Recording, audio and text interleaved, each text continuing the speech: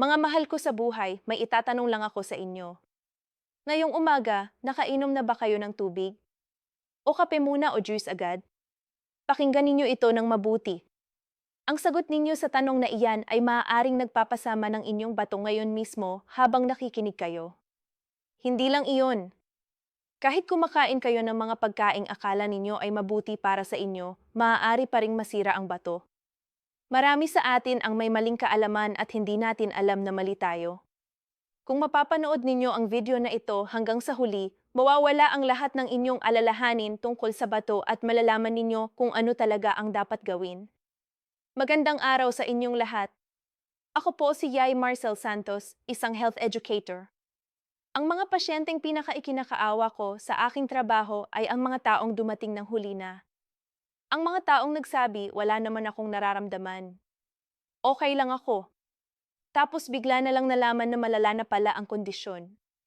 At ang bato, ito ang pinakamahirap na organo pagdating doon. Tahimik itong nasira. Walang ingay, walang babala. Kaya mas nakakatakot. Inihanda ko ang video na ito para sa inyo para hindi na mangyari ang ganoon sa inyong pamilya. Magsimula na tayo. Siyam na bagay ang tatalakayin natin. Ano ang ginagawa ng bato sa katawan? Bakit patuloy na tumataas ang bilang ng may kidney disease sa Pilipinas? 5 mapanganib na senyales ng may problema sa bato. Mga pagkain na tahimik na sumisira ng bato. 3 prutas na tunay na nagpoprotekta ng bato. Bakit ang broccoli ang pinaka-espesyal na gulay para sa buong katawan? Paano ang tamang paghugas at pagluluto ng broccoli? Mga ugaling maaaring simulan mula ngayon at espesyal na payo para sa mga taong kailangang mag-ingat ng higit. Mga kaibigan, kung wala ang bato, hindi tayo makakatagal ng 3 araw. 3 araw lang. Dahil ang mga lason ay maakumulang sa katawan at titigil ang lahat ng sistema. Ganoon kaimportante ang bato. Palagi tayong nakakarinig tungkol sa puso, tungkol sa atay. Pero ang bato, halos hindi natin pinag-usapan. Ano ba talaga ang trabaho ng bato? Ipaliwanag ko sa inyong simple. Ang bato ay katulad ng filter ng aparato sa tubig sa bahay. Kung hindi pinalitan ang filter, ang tubig ay magiging marumi, magbabaho, magbabago ang kulay. Ganoon din ang katawan kapag nasira ang bato. Ang bato ay nagfi-filter ng halos 100 ng dugo sa isang araw. Isipin ninyo 1 2.5 beses mapupuno ang isang malaking bathtub. Napakalaking trabaho at ginagawa ito ng bato na walang pahinga kahit tulog kayo, kahit kumakain. 3 ang pangunahing gawain ng bato.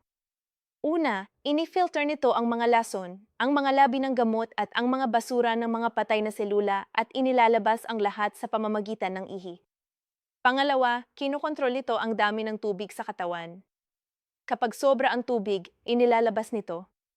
Kapag kulang, iniingatan. Kapag nawasak ang balansing ito, namamaga ang mga binti at tumataas ang presyo ng dugo. Pangatlo, kinokontrol nito ang presyon ng dugo at nagpapadala ng signal para gumawa ng red blood cells. Kaya kapag nasira ang bato, maaaring magkaroon ng anemia. At kung hindi na gumagana ng maayos ang inyong gamot sa presyon, posibleng ang bato na ang may problema. Ngayon, bakit tahimik na nasira ang bato? Dahil ang bato ay may napakalakas na kakayahang mag-adapt. Kahit mawalan ng pit ng kakayahan nito, kadalasan ay walang sintomas. Ang sintomas ay lilitaw lang kapag bumaba na sa 34 pababa. Kaya ang kawalan ng sintomas iyon ang pinakamapanganib na senyales. Iulit ko, ang kawalan ng sintomas iyon ang pinakamapanganib na senyales. Ibabahagi ko ang kwento ni Ate ni Rezim na taong gulang taga Quezon City. Nagpapatakbo ng tutorial center. Maingat sa kalusugan. Nag-ehersisyo. Kumakain ng gulay. Isang araw, nagpa-check up siya. Wala naman akong nararamdaman. Sabi niya. Pero pagkatapos ng pagsusuri, 62 na lang ang natitira ng kakayahan ng kanyang bato. Bakit? Mayroon palang diabetes si Ate Nida na hindi maayos ang kontrol at matagal na siyang umiinom ng pee and relievers para sa tuhod. Ang dalawang iyon ang tahimik na sumira. Sana nalaman ko ng mas maaga. Sabi niya, hindi ko pa rin makalimutan ang mga salitang iyon. Kapag patuloy na masira ang bato, ang resulta ay dialysis. 3 beses sa isang linggo, 4 na oras bawat beses, kailangan pumunta sa ospital. Kahit isang simpleng 3 araw na bakasyon ay hindi na posible. Gusto ninyong samahan ang mga apo sa beach. Hindi na kaya. Ang pagkain ay magbabago ng ganap. Halos lahat ng paboritong pagkain ng Pilipino ay may restrictions. Marami sa atin ang ayaw maging pabigat sa mga anak at apo. Naiintindihan ko kaya napakahalagang marinig ninyo ang lahat ng sasabihin ko ngayon. Ang bilang ng mga Pilipino na nagkakaroon ng chronic kidney disease ay patuloy na tumataas. At ang 3 pangunahing sanhi nito ay ang diabetes, ang hypertension at ang sobrang gamot sa pain relievers. Una, ang diabetes. Halos kalahati ng may kidney disease ay may diabetes. At ang nakakaalarma, maraming Pilipino ay hindi pa alam na mayroon silang diabetes. 3 tao sa may diabetes ay hindi pa nila alam dahil sa simula walang sintomas. Bakit nakakasama ang diabetes sa bato? Simple. Kapag mataas ang blood sugar, nasasama ang mga ugat ng dugo. At ang bato ay puro ugat ng dugo. Kung nasira ang mga ugat, nasira ang bato. Nangyayari ito ng dahan-dahan na taon, taon walang ingay. Pangalawa, ang hypertension. Ang mataas na presyon ay laging naglalagay ng malakas na force sa mga ugat ng bato. Unti-unti itong sinisira. Ang mga taong may hypertension na hindi na itrato ng maayos ng 0 taon o higit ay halos 3 beses na mas mataas ang panganib na magkaroon ng kidney disease.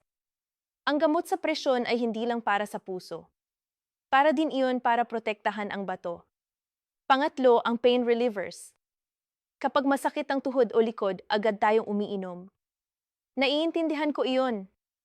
Pero ang mga anti-inflammatory na gamot ay direktang nagpapababa ng daloy ng dugo sa bato. At habang tumatanda ang bato ay mas nagiging sensitibo sa mga gamot na iyon. Noong bata pa, 2 tableta ay hindi problema. Ngayon, kahit isa ay maaaring maging pabigat. Ngayon, pag-usapan natin ang 5 senyales na ipinapadala ng bato na kailangang malaman ninyo. Una, pagbabago sa ihi. Kapag mabula ang ihi at hindi nawawala pagkatapos ng 5 minuto, iyon ay senyales na may protein na lumalabas. Ang bula na galing sa dehydration o daloy ay mawawala sa loob ng 1 o 2 minuto. Ang bula na galing sa may sakit na bato ay nananatili ng matagal. Tingnan din ang kulay. Malinaw o maliwanag na dilaw ang normal. Kapag masyado itong madilim o may pagkapula ng paulit-ulit, kailangan ng pagsusuri. Pangalawa, pamamaga ng katawan. Lalo na sa umaga, namamaga ang mga mata, nagiging makapal ang mga buhong-buko. Hindi mapalis ng madali ang singsing. Kapag nasira ang filter, umaapaw ang tubig. Ganoon din sa katawan. Pangatlo, pagod na walang dahilan. Ang mga lason na nananatili sa dugo ay nakakaapekto sa utak, puso at kalamnan. Kaya nararamdaman ang pagod na walang dahilan. Hindi makapag-concentrate walang lakas. Huwag basta sabihing matanda na lang. Maaari itong dahil sa bato. Pang-apat, pananakit ng ulo at pagkahilo. Ang mga nitrogen toxins na nakakaapekto sa utak ay nagdudulot ng pananakit ng ulo at pagkahilo. Panlima, patuloy na pangangati ng balat.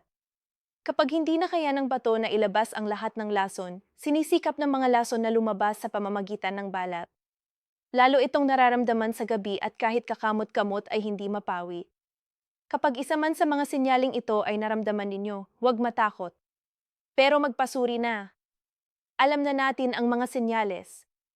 Ngayon, alamin natin ang mga pagkain na sumisira ng bato. Una, ang sodium. Ang acid.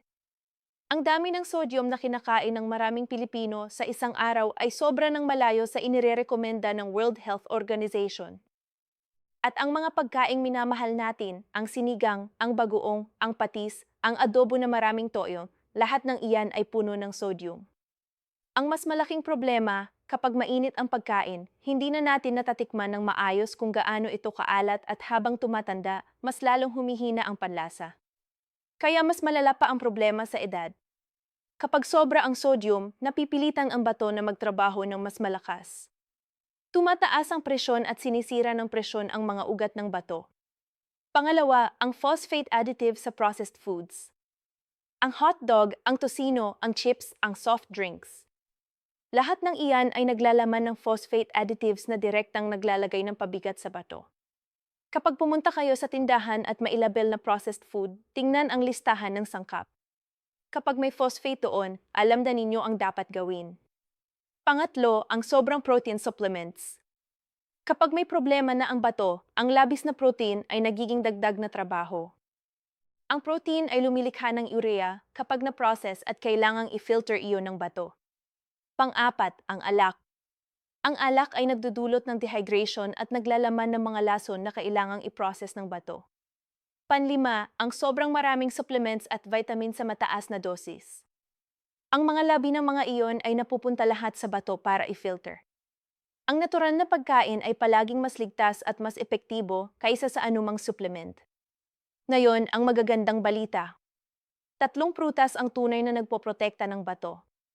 Una, ang blueberry. Hindi ito mahal kapag frozen ang bibilhin at pareho pa rin ang nutritional value. Ang blueberry ay may mababang sugar, kaya kahit may diabetes, pwede ang katamtamang dami. Ang asul-ubeng kulay nito ay nagtatago ng compound na tinatawag na anthocyanin na pumipigil ng ikalawang ki sa mga ugat ng dugo. Pinoprotektahan nito ang mga maliit na ugat ng bato at nagpapababa ng presyon. Sa isang pag-aaral, ang mga regular na kumakain ng blueberry ay 3 na porentong. Mas mabagal ang pagbaba ng kakayahan ng bato. Isang dakot lang, 3 o 4 na beses sa isang linggo. Maaaring ilagay sa yogurt o gawin na smoothie. Pangalawa, ang mansanas. Ang mansanas ay puno ng pistin, isang fiber na humahabol ng mga lason sa bituka at inilalabas sa dumi. Ang mga lason na iyon na dapat pa sanang i-process ng bato ay inaalagaan na ng bituka. Teamwork. Kainin kasama ang balat. Hugasan ng mabuti gamit ang baking soda. Kalahati hanggang isang buong mansanas sa isang araw ay sapat. Pangatlo, ang dalandan. Ang dalandan ay puno ng flavonoids na nagpapababa ng inflammation sa mga ugat ng dugo at nagpoprotekta ng bato. Mayroon din itong vitamin C na nagpapalakas ng immune system. 2 o 3 piraso sa isang araw ay sapat pero mayroon pang isa na mas makapangyarihan pa kaysa sa lahat ng 3 prutas na iyon. Ito ang broccoli. Kumakain ba kayo ng broccoli? Baka sabi ninyo hindi masarap iyon. Ngayon, mababago ang inyong isip. Ang World Health Organization ay nagsasama ng broccoli sa pinakamabuting pagkain para sa kalusugan. Maraming doktor kapag tinanong kung isang gulay lang ang irerekomenda nila, ang sagot ay broccoli. Bakit? 7 benepisyo ang maibibigay ng broccoli sa inyong katawan. Una, nagpoprotekta laban sa cancer. Lalo na sa colon cancer. Ayon sa pananaliksik, ang mga regular na kumakain ng broccoli ng 2 beses o higit sa isang linggo ay may 28% mas mababang sansa na magkaroon nito.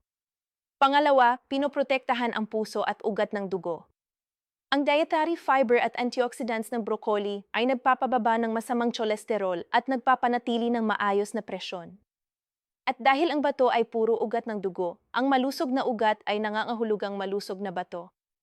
Pangatlo, nagde-detoxify ng atay. Ang atay at bato ay parang magkapatid na nagtutulong. Ang atay ang una, ang bato ang pangalawa. Kapag pinaghirapan ng broccoli ang trabaho ng atay, mas magaan ang trabaho ng bato. Pang-apat, nagpapanatibay ng buto. Puno ito ng calcium at vitamin, 2 bagay na magkasamang nagpapatibay ng buto. Para sa ating mga senior na nag-aalala sa osteoporosis at sa mga hindi makatuno ng gatas, ang broccoli ay isang napakagandang alternatibo. Panlima, nagpapalakas ng immune system. Ang broccoli ay maihalos doble ng vitamin kumpara sa limon kasama ang maraming antioxidants na nagpapalakas ng immune cells. Panganim, pinoprotektahan ang mata. Ang lutein at zeaxanthin ng broccoli ay pumipigil ng macular degeneration, isang pangunahing dahilan ng pagkawala ng paningin sa edad. Pampito, pinapanatiling stable ang blood sugar. Ang dietary fiber ng broccoli ay nagpapabaga ng absorption ng asukal. Para sa may diabetes o prediabetes, napakahalaga nito. Ngayon, ang 2 espesyal na compound ng broccoli na nagpapakahanga sa mga siyentipiko. Ang una ay sulforaphane. Simpleng paliwanag, ito ang compound na nagpapasalamat sa mga cancer cells na pumatay sa kanilang sarili, nagpapababa ng inflammation sa mga ugat at nagpapalakas ng liver detoxification. Natatangi ito sa broccoli. Wala o kakaunti ito sa ibang gulay. Ang pangalawa ay indole negatibo 3-carbinol na espesyal na nagpapaayos ng metabolismo ng mga female hormones. Nakakatulong ito sa hormonal imbalance na may kaugnayan sa breast cancer at uterine cancer.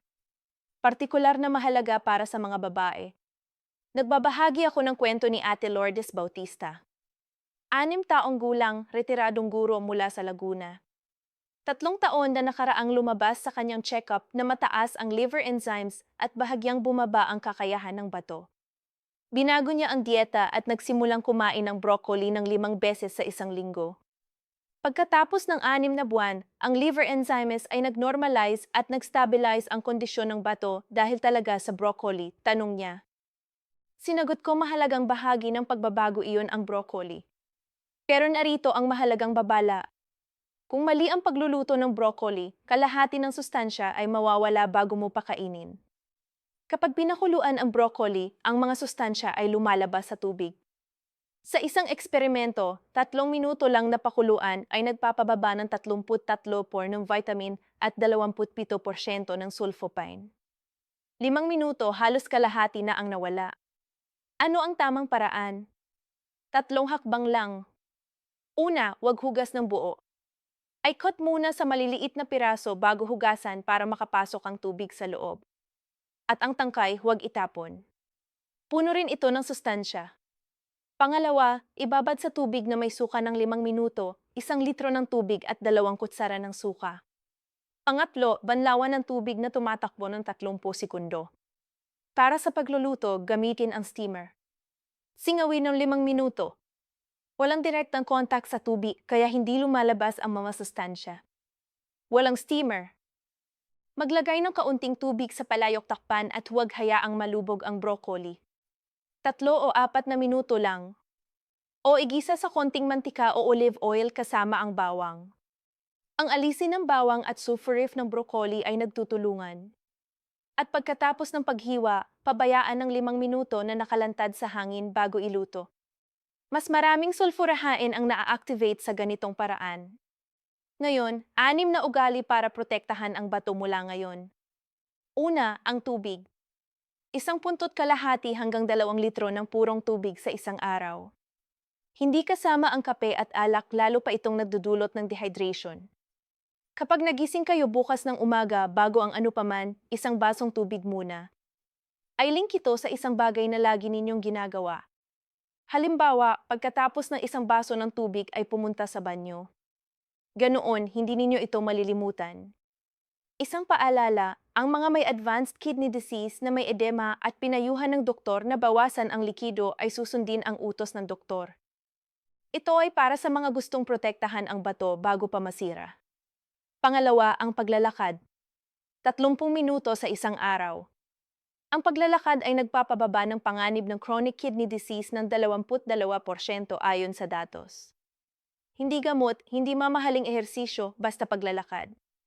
Gustong masama ang mga apo kapag sinabing lola, lolo, sabay tayong lumakad. Iyon ang dahilan para simulan ngayon. Kapag may problema sa tuhod, ang swimming o cycling ay napakagandang alternatibo, halos walang pressure sa mga tuhod. Pangatlo, bawasan ang pain relievers. Kapag masakit ang tuhod o likod, subukan muna ang cold compress, hot compress o magaan na stretching. Iyon ang dapat bago uminom ng gamot. Kapag talagang kailangan, inumin lang ng maikling panahon at makipag-usap sa doktor. Pang-4, tigilan ang paninigarilyo. Ang paninigarilyo ay nagpapaliit ng mga ugat ng bato at nagpapababa ng daloy ng dugo. Para sa bato ninyo at baga, tigilan na. 1 taon pagkatapos ng pagtigil, mapapasina ang pagbabago. Panlima, pamahalaan ang stress. Ang stress ay nagpapataas ng presyon ng dugo, nagpapataas ng blood sugar at nagpapaliit ng mga ugat. Lahat ng iyon ay naglalagay ng pabigat sa bato. Ang pinakamabisang paraan para mabawasan ang stress ay ang pakikipag-usap sa mga taong malapit sa inyo.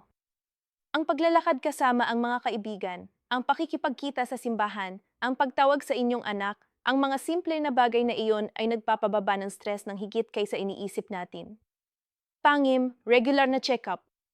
Ang PhilHealth ay nagbibigay ng libreng check-up kasama ang blood test at urinalysis. Gamitin ito. Huwag sayangin. Ang bato ay tahimik na nasira at ang sintomas ay lilitaw lang kapag 30% na lang ang natitira. Kaya ang regular na check-up ay susi. Para sa mga may 6 na taon pataas. 1 beses sa 1 taon.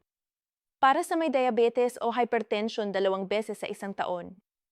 Bago tayo magtapos, espesyal na payo para sa mga taong may espesyal na kondisyon. Kapag may advanced o stage 3 hanggang stage 4 na chronic kidney disease kayo, mag-ingat sa potassium. Ang mga prutas, gulay at beans na napakaganda para sa karamihan ng tao ay maaaring magdulot ng problema sa ritmo ng puso para sa inyo. Ibabad ang gulay ng 1 o 2 oras sa tubig bago lutuin, pakuluan at itapon ang tubig. Makipag-usap sa inyong doktor para sa tamang dieta. Para sa mga umiinom ng blood thinners, para sa atrial fibrillation o blood clot prevention, ang broccoli ay may vitamin E na maaaring makaapekto sa bisa ng gamot. Huwag biglang dagdagan ng marami ang broccoli. Panatilihin ang dati ninyong dami at makipag-usap sa doktor. At para sa mga may sensitive na tiyan, lutuin ang broccoli ng mas matagal para mas malambot at mas madaling matunaw. Magsimula sa maliit na dami at dahan-dahan itong palawakin. Ngayon, bod ng lahat. Ang bato ay katulad ng filter ng katawan. Nagfi-filter ng 108 litro ng dugo araw-araw.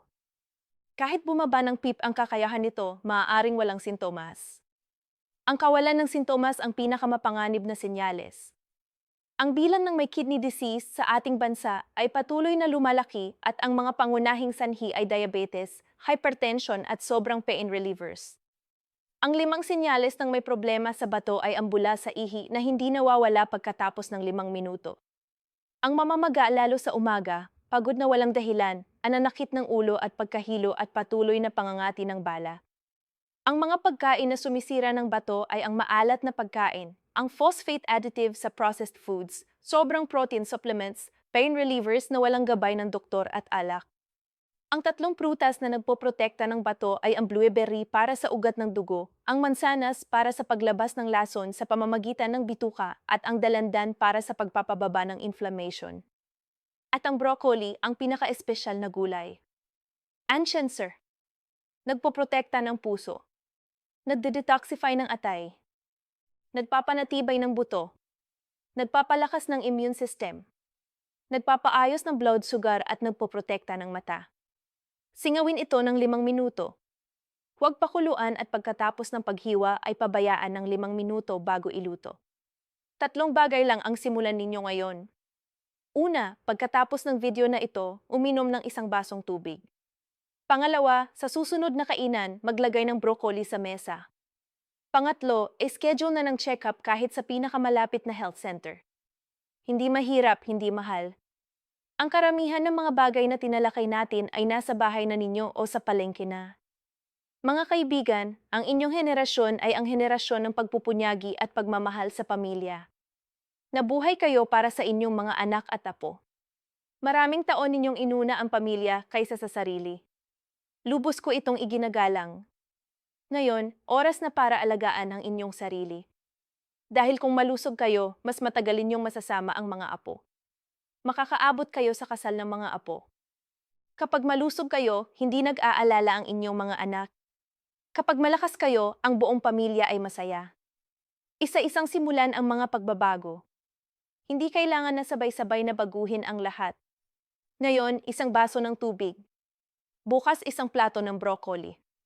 Sa susunod na linggo 30 minutong paglalakad. Dahan-dahan isa-isa magagawa natin ito. Lahat tayo kaya? Kung nakatulong sa inyo ang video na ito, pindutin ang like at mag-subscribe para hindi ninyo mapalalagpas ang mga susunod na health tips.